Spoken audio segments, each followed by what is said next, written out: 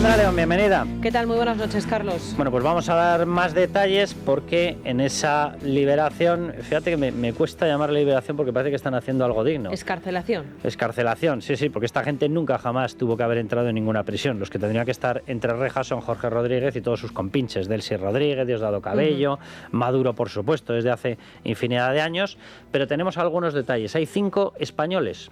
Sí, hay 5 españoles. ¿Son españoles de nacionalidad compartida? ¿Españoles de única nacionalidad española? Pues mira, los datos se están filtrando ahora mismo porque teníamos 2 y ahora ya son 5 los españoles que han sido escarcelados. Si no me fallan los datos, habría 4 españoles y una mujer hispano-venezolana. Los 2 primeros que conocimos esta tarde eran precisamente los 2 turistas vascos detenidos hace ya año y medio, acusados de ser agentes infiltrados y de querer matar a Nicolás Maduro. Ayer precisamente hablamos de ellos en este programa. Eran un electricista y un fontanero. Sí, no me acuerdo exactamente cuáles eran las profesiones. ¿Que le iban a matar con una llave inglesa? Pues no lo sé, pero además eran muy jóvenes porque estamos hablando de Andrés Martínez Adasme, de 32 años, y de José María Basoa, que tiene ahora mismo 35. Como decimos, ambos habían sido detenidos hace año y medio. Pero además, esa lista de 5 españoles la completan, y es información que está dando ahora mismo el ministro de Exteriores en Radio Nacional de España, Miguel Moreno da Pena, de 34 años, que era tripulante del buque cazatesoros N-35, que fue capturado en junio del año pasado en aguas en litigio entre Guyana y Venezuela, y el valenciano Ernesto Gorbe Cardona, de 52, acusado de tener su visa vencida. Y la quinta sería la hispano-venezolana Rocío San Miguel, emblemática figura de la sociedad civil venezolana, que en este caso estaba presa en el Helicoide. Según ha confirmado Álvarez, todos ellos ya se disponen a viajar a España, asistidos por la embajada en Caracas, y bueno, pues el ministerio ha emitido un comunicado en el que dice que España mantiene relaciones fraternales con el pueblo venezolano y hace hincapié en que recibe esta decisión de escarcelar a un número fraternales con el pueblo venezolano. Esa es la palabra que ha utilizado. Señor Álvarez, en la próxima concentración de venezolanos en Madrid, en la Puerta del Sol, se va allí. Se va allí. De hecho, se va de la mano de Pedro Sánchez. Y ya de paso, si quieren, se llevan a Begoña Gómez. Se ponen los 3 en medio, se suben a un atril y empiezan a saludar diciendo sus nombres. Y comprobamos el cariño que les tienen. Me estaba acordando de cómo fue recibido en Paiporta a Pedro Sánchez. No me quiero ni imaginar cómo sería recibido en una concentración de esas de Álvarez, ¿no? Ya que son lo que son defensores de dictadores, por eso se hicieron. Es que esta historia de socialismo, comunismo, son 2 pedazos de sinónimos como la copa a un pino. Ya que se hicieron extremistas puros de esta barbaridad de defensa de dictadores comunistas, por lo menos que no insulten. O sea, por lo menos que no vayan dicen, no, la relación fraternal que tenemos con el pueblo venezolano. ¿En serio? Queden con 10 venezolanos. Simplemente con 10. Y luego nos lo cuentan. Bueno, hasta ahora, como digo, esta es la noticia. Ya hay 5 españoles escarcelados y estamos pendientes de conocer, bueno, pues el resto de presos que van a ser puestos en libertad en las próximas horas, porque en ese anuncio que ha hecho Jorge Rodríguez, el hermano de Delcy Rodríguez, bueno, pues él ha dicho que se va a liberar a un número significativo de presos, pero no sabemos exactamente a cuántos, con lo cual pues estamos ahora mismo todos pendientes de esas noticias que nos van llegando de Venezuela. En esa comparecencia, y lo recordaba tú hace unos momentos, Jorge Rodríguez, el presidente de la Asamblea Nacional de Venezuela, ha agradecido su labor a José Luis Rodríguez Zapatero, al expresidente de España. Y hoy, bueno, pues el expresidente es protagonista de varias noticias, ¿no? Para empezar, de esas informaciones que recuerdan que podría ser juzgado en Estados Unidos por colaborar con el régimen en virtud de la llamada ley Magnitsky, pero además por otras noticias que publican varios medios. Para empezar, cuenta el diario ABC, Carlos, que el expresidente anuló toda su agenda de Navidad antes de la detención de Maduro. Pretendía ir a Lanzarote y quedarse allí hasta el próximo mes de febrero, pero en el último momento cambió de opinión. La pregunta es por qué y para qué, y bueno, pues ahora quizás empecemos a tener respuestas, ¿no? Pero además mi duda es porque está acosado por tantos flancos de corrupción, de violación de derechos fundamentales, de barbaridades, José Luis Rodríguez Zapatero, que mi duda es si pudo ser exclusivamente por esto o por esto más el tema Plus Ultra. Eso te iba a decir. Claro, lo digo porque cuidado con el tema Plus Ultra, que él sabe que en estos momentos tiene la espada de Damocles dando vueltecitas encima de su cabeza, y dependiendo de cómo caiga esa espada, lo mismo le cae encima. Sobre todo porque hay mucha información sobre la mesa. Tenemos ya primero, empezamos conociendo que tiene unas todo que ver fotos. Con Venezuela también, pero empezamos conociendo unas fotografías de ese encuentro clandestino con Julio Martínez, uno de los empresarios detenidos en el marco de esa presunta trama de blanqueo de capitales. Luego supimos que había un vídeo, publicó Alejandro Entrambasaguas en El Debate parte de ese vídeo, y bueno, ayer nos corroboró corroboraba Alejandro que también existen conversaciones. Veremos a ver si ven la luz. Conversaciones delatoras desde el punto de vista criminal. Por cierto, que hoy precisamente Alejandro entre ambas aguas cuenta además que el día que Trump ordenó la detención de Nicolás Maduro, pues Interior reforzó la escolta de Zapatero para blindar su vivienda, ¿no? Luego nos lo contará él mismo en la tertulia, el porqué de este movimiento y cómo fue ese despliegue los policial. Delta Force temía José Luis Rodríguez Zapatero, la aparición de los Navy SEALs. Explicabas tú la ley Magnitsky que permitiría juzgar en Estados Unidos, a lo mejor también tenía miedo de que vinieran a detenerle a él, quién sabe. Vamos, si veo yo un Black Hawk cayendo encima del chale de Zapatero, desde luego no soy yo el que les para, ¿eh? Yo les hago indicaciones, por aquí, por allá, aparquen ahí y ya les pago yo el ticket de la hora. Bueno, como digo, seguimos pendientes de la excarcelación de presos que ya se estaría produciendo en Venezuela. Les daremos todos los nombres en cuanto los tengamos. Pero ojo, porque anoche, madrugada en España, María Corina Machado concedió una entrevista en la que dijo muchas cosas interesantes, Carlos, pero sobre todo subrayó la importancia de que el régimen comenzara precisamente por esto, por la excarcelación de presos. En esta fase, antes de que avance la transición, que va a avanzar, parte de la liberación de todos los presos políticos, parte de la eliminación de la represión y el desmontaje de la estructura que persigue y que aterroriza, porque es terrorismo de Estado puro y duro, como han denunciado desde la Comisión Interamericana de Derechos Humanos hasta las Naciones Unidas. Pero eso obviamente pone al régimen en una situación muy compleja, porque al final lo único que soportaba Maduro y que hoy soporta esta estructura endeble, lo único es el terror y la represión. Tú quitas el terror y la represión y ¿qué queda? Por cierto, qué maravilla escuchar a María Corina Machado. Ha hecho una intervención, aquí la estábamos escuchando, más sobre cuestiones puramente políticas de Estado de Derecho. Ha hecho una intervención sobre cómo tiene que funcionar en cuanto a modelo económico, una economía moderna, una nación de verdad.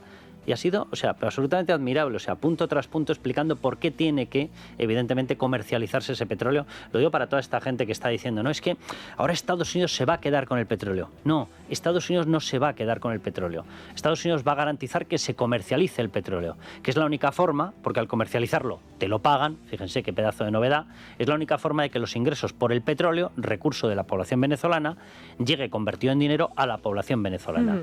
¿Qué ocurría hasta ahora? Que el petróleo se lo quedaba Maduro y la narcodictadura. ¿Y qué hacían con él? Robárselo a la población venezolana y regalárselo a Cuba.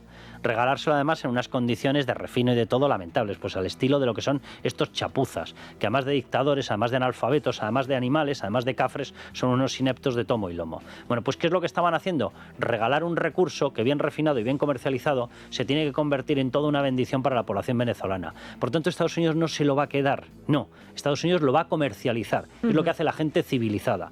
La gente civilizada no se baña en petróleo. La gente civilizada extrae el petróleo, lo trata, lo refina y lo vende en los mercados libres. Y así tú consigues el dinero. ¿Que tiene que acabar en quién? En el genuino dueño de esos recursos, la población venezolana. ¿Qué hacía la narcodictadura? Justo lo contrario. Bueno, pues esto lo ha explicado perfectamente María Corina Machado. Dios bendito, qué maravilla escucharla. María Corina Machado ha explicado muy bien lo que debería ser, lo que va a ser. Bueno, pues es a día de hoy un misterio, aunque Trump ha dicho que la tutela de Estados Unidos durará mucho tiempo y que ahora se llevan bien con Delcy Rodríguez. Y en este sentido, ojo a la propuesta que hoy ha puesto sobre la mesa precisamente el ministro de Exteriores, José Manuel Álvarez, en una entrevista, en este caso en La Sexta, donde ha abogado por retirarle todas las sanciones que pesan sobre ella en la Unión Europea. Las sanciones son un instrumento para conseguir un fin, no un fin en sí mismo. Lo que nosotros queremos no es que las sanciones duren, sino que desaparezcan lo antes posible, porque querrá decir que la causa que las generó desapareció. Si el nuevo gobierno de Venezuela da pasos en la dirección que nosotros deseamos, deberían de desaparecer, y yo me alegraré mucho de ello y seré el primero en solicitarlo, porque España siempre va a estar al lado de los pueblos hermanos de América Latina. Señor Álvarez, ¿los 70.000 asesinatos políticos van a resucitar? Digo, no sé, se me ocurre como pregunta inocente, ¿verdad? Y las, no sé, cerca de 50.000, 60.000 detenciones ilegales se van a anular. ¿Usted ha oído hablar del Código Penal? ¿Ha oído hablar de los delitos? ¿Ha oído hablar de las muertes? ¿El helicoide va a desaparecer? ¿El pasado se va a borrar? O sea, retirar las sanciones a asesinos profesionales. Miren, ustedes lo que les pasa es que quieren retirar las sanciones para seguir comercializando y multiplicando aquello en lo que han convertido ya en su práctica habitual, que es la trama del sí. La trama Delsi y la trama Coldo es hacer negocios con narcodictadores asesinos. Es su especialidad. A ustedes les encanta, a los demás nos repugna. Pero ustedes, oye, es como vivir en su paraíso absoluto. Para ustedes es lo habitual. Es comercializar, tener tratos, negocios, lucrarse, forrarse con esta gente.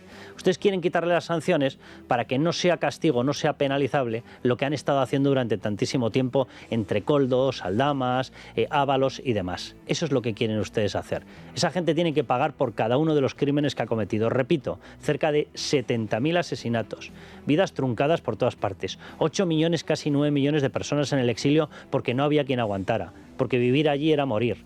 Y este señor habla de, yo me alegraré si les levantamos las sanciones. Se alegrará usted por lo que usted es.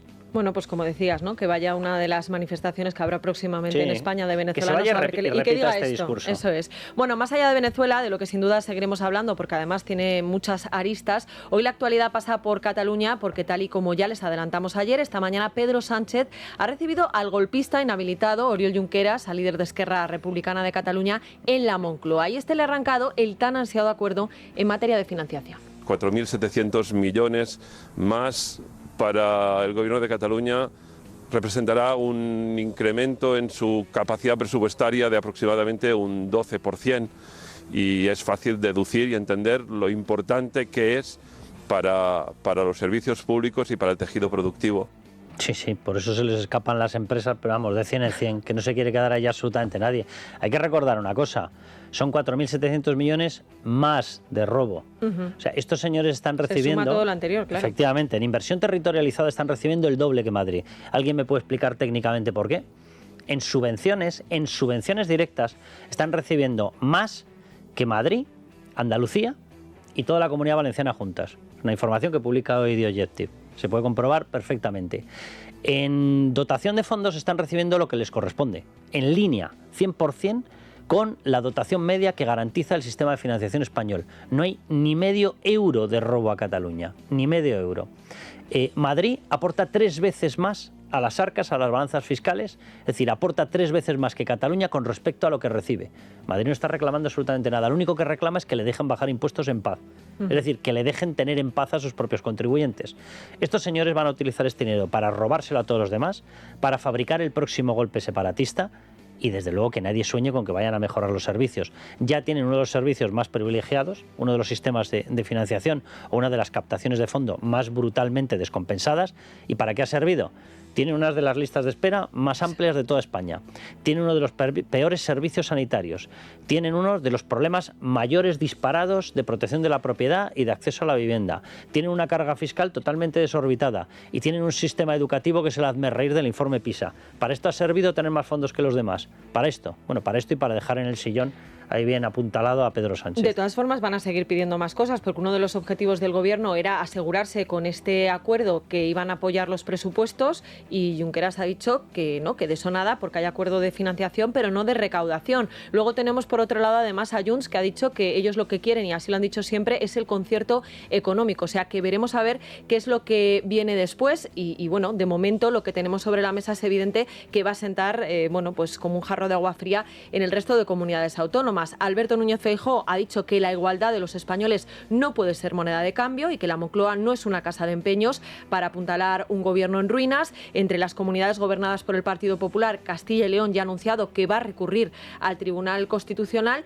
Pero claro, la pregunta es cómo va a caer todo esto, por ejemplo, Carlos, en Aragón, donde el próximo mes de febrero Pilar Alegría se presenta a unas elecciones autonómicas en las que lo único que queda por saber es el calibre del batacazo que se va a llevar, ¿no? O en Andalucía, donde tenemos a María Jesús Montero. En Andalucía va a ser, bueno, lo de Pilar Alegría va a ser de risa, pero donde va a ser un espectáculo va a ser con María Jesús Montero. Claro, es que ella tiene un papelón, porque además mañana va a ser, por ejemplo, la encargada de presentar este modelo de financiación. ¿Les va a perjudicar a ambas? Bueno, pues miren lo que decía hoy el ministro Óscar López, por cierto, candidato por Madrid, aunque aquí todavía no hay elecciones a la vista. No, porque todas las comunidades autónomas van a ganar, como le he dicho, y lo van a ver con datos, lo van a ver con cifras. Este gobierno va a mejorar el modelo de financiación autonómica y van a ganar todas las comunidades autónomas. A ver, Óscar López, Premio Nacional de Aritmética. Vamos a ver, si van 4.700 millones más para Cataluña, ¿de dónde salen? ¿Nos lo puede explicar? Que son como los hongos. Tú tiras un euro y salen. Hay como los champiñones, empiezan a salir por todas partes. O sea, si salen 4.700 millones más y no hay un nuevo saqueo fiscal, que eso desde luego que lo harán, pero digo yo que estaremos todos de acuerdo en que si hay un nuevo saqueo fiscal salimos perdiendo todos, ¿verdad? ¿O es que cuando le cobran impuestos a un socialista le crece el dinero en el bolsillo? Bueno, a ellos sí, ¿verdad? Porque se lo quedan, Sí, eso claro, te iba a se decir. quedan el de los demás. Pero vamos a ver, estos 4.700 millones van a salir evidentemente, y ellos pretenden que salgan, de dos focos. Uno, las comunidades que están recibiendo en estos momentos más fondos del propio sistema, las más necesitadas, las más pobres. ¿Cuáles son esas? Las más pobres o las menos ricas, para que nadie se me enfade. ¿Cuáles van a ser? Pues van a ser Extremadura, va a ser Andalucía, puede ser Galicia, va a ser Castilla y León, van a ser todas esas comunidades autónomas, va a ser Aragón, porque no son aportantes netos. Bien, de ahí pretenden extraer fondos. Por tanto, a todas ellas les van a perjudicar, les van a robar, les van a saquear para pagar el próximo golpe separatista. ¿Y cuál es el siguiente foco del que pretenden extraer estos fondos? Utilizando Madrid como una especie de cueva de ladrones, suya, los ladrones son ellos, entrando a saquear a tomo y lomo. Eso es lo que quieren hacer. Quieren quitarle toda la capacidad de rebaja de impuestos a Isabel Díaz Ayuso, reconvertirla en subida de impuestos, saquearnos a todos los que vivimos en la Comunidad de Madrid y destinarlo a pagar el próximo golpe separatista. Por lo tanto, en Madrid también pretenden destrozarnos. Es sencillo de entender, ¿verdad? En el Partido Socialista, de todas formas, también hay voces críticas. En este caso vienen del gobierno de Adrián Barbón en Asturias y el de siempre, de Es Emiliano otra que va a García recibir Paje. golpe, ¿eh? Eso es. Y luego también ha alzado la voz Emiliano García Paje en Castilla-La Mancha, al que además las encuestas, es verdad que todavía no hay elecciones a la vista, pero le dan las cosas muy mal, porque Partido Popular y Vox le arrebatarían el gobierno de Castilla-La Mancha. A mí me parece que de entrada que el debate sobre la financiación empiece con una reunión en Moncloa con los independentistas, que lo que buscan es básicamente no solo tener más, sino tener más que los demás, y buscan privilegios. No es un comienzo que facilite un clima de entendimiento. Bueno, pues eso es lo que dice Emiliano García Paje, que además habla de que este acuerdo es el mayor quebranto a la ideología socialista. Lo que pasa que, bueno, es lo que decimos siempre, ¿no? Las palabras al final se las lleva el viento. Hay diputados de Castilla-La Mancha en el Congreso que podrían hacer algo y mostrar su descontento más allá de estas palabras y nunca lo hacen, ¿no? Lo tiene muy fácil. Es tan sencillo como decirle a sus diputados que bloqueen esta medida. Ya está. Tan fácil como eso. O, oye, podría incluso ir a más, Emiliano García Paje, que plantee que ya que su partido es el que pacta con etarras, que según él esto no le gustaba, eso decía, pero luego es que se ha quedado, bien dentro de los cargos y bien dentro del partido, que su partido está pactando con golpistas separatistas, que su partido está regalando indultos, amnistías, según él tampoco le gustaba, que su partido extrae fondos del resto de España para enviarlo a los golpistas separatistas, que dimita y que se vaya de ahí. Lo tiene muy sencillo, o que forme un partido. Veremos a ver si nos sorprende, a lo mejor algún día nos sorprende. No tiene tanto liderazgo, pues que monte su propio partido. Mira, ya tienen 2 votos, el suyo y el de su gemelo. Eso no lo va a hacer, ¿Sabes? ya te lo que digo le nombre yo. vicepresidente al gemelo y ya está, lo tiene muy fácil. De momento, como les decíamos antes, las encuestas no son muy halagüeñas para él. Y hablando de elecciones y hablando de Partido Popular y Vox, que en Castilla-La Mancha, como decía, le podrían arrebatar a Paje el gobierno, ojo porque hay novedades de cara a la formación del gobierno en Extremadura. Parece que la próxima semana ambas formaciones van a iniciar las negociaciones de manera formal y por ahora lo que se está filtrando es que María Guardiola estaría dispuesta a ofrecer a los de Santiago Abascal varias cosas. Para empezar, entrar en el gobierno, para seguir, negociar incluso la presidencia de la Asamblea, pero eso sí, siempre y cuando se comprometan a aprobar los presupuestos para no volver al mismo punto que nos llevó precisamente a convocar elecciones el pasado mes de diciembre, ¿no? Y también que dejen muy claras las líneas de la legislatura, pues para evitar sorpresas y órdagos a posteriori. Desde Vox, por lo pronto, las fuentes lo que han hecho es enfadarse porque esto se haya filtrado a la prensa. Dicen que esperan que la negociación no se haga a través de los medios y que María Guardiola se lo tome en serio. Pero los votantes son los extremeños, ¿no? En este caso. Y los votantes extremeños no tienen que saber lo que está ocurriendo. Bueno, yo creo que hay que mostrar el María descontento Guardiola, para no decir que, oye, nos están dando todo lo que queríamos, ¿no? María Guardiola, que tuvo una enorme habilidad para convertir en una especie de choque brutal la trampa que le tendió Santiago Abascal, que lo primero que hizo Santiago Abascal, que esto hay que recordarlo. Nada más comenzar la campaña, Santiago Abascal dijo, lo que tiene que hacer el Partido Popular es retirar a esa candidata.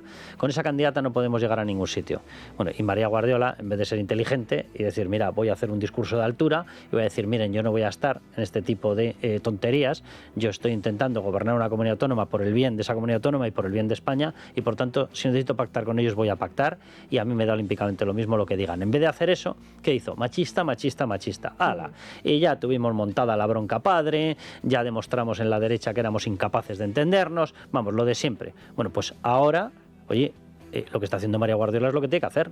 ¿Qué han dicho los votantes? Que quieren una unión de esos dos partidos. Son los dos principales partidos. ¿Tienen puntos con los que gobernar de acuerdo? Por supuesto. ¿En beneficio de España? Por supuesto. ¿En beneficio de Extremadura? Por supuesto. Bueno, pues Guardiola tiende la mano. Y ahora el problema por parte de Vox es que no se lo ha dicho a quién. ¿Aquí Comén de Monasterio? ¿Se lo tiene que decir antes? ¿O a quién? ¿A Zancajo? ¿A quién le tiene que llamar? ¿Nos van a poner un listado de todos los chupiguays a los cuales hay que llamar primero? Porque si no nos enfadamos. No sé, a lo mejor se enteran en algún momento, repito, de que aquí los votantes son los extremeños. Y se gobierna por el bien de Extremadura y por el bien de España, no por el bien del ego de nadie. De todas maneras, llega la hora de la verdad, porque la semana que viene, como decíamos, se inician esas negociaciones y antes del día 20, si no me equivoco, tiene que estar conformado el nuevo Parlamento. O sea, que veremos a ver qué es lo que pasa. Nos vamos a la tertulia, pero sí les adelanto que también hay muchas noticias de corrupción que tienen como protagonistas a Aldama, a Ábalos, al hermano de Pedro Sánchez, a María Chivite, de la que tenemos más novedades, además de las que ya les adelantamos ayer, y también hablaremos de las saunas del suegro de Pedro Sánchez, porque hoy publica The Objective que la familia de Begoña Gómez se llevaba el 50% de los ingresos de los menores que iban a sus saunas. O sea que, digo yo, a esto se le llama proxenetismo, ¿no? Pues sí, básicamente. Lo digo porque eso aparece en el Código Penal. Cuando se combina la extracción de dinero y la utilización de personas para extraer dinero, se combina con situaciones de vulnerabilidad, el Código Penal lo califica como proxenetismo y es delito.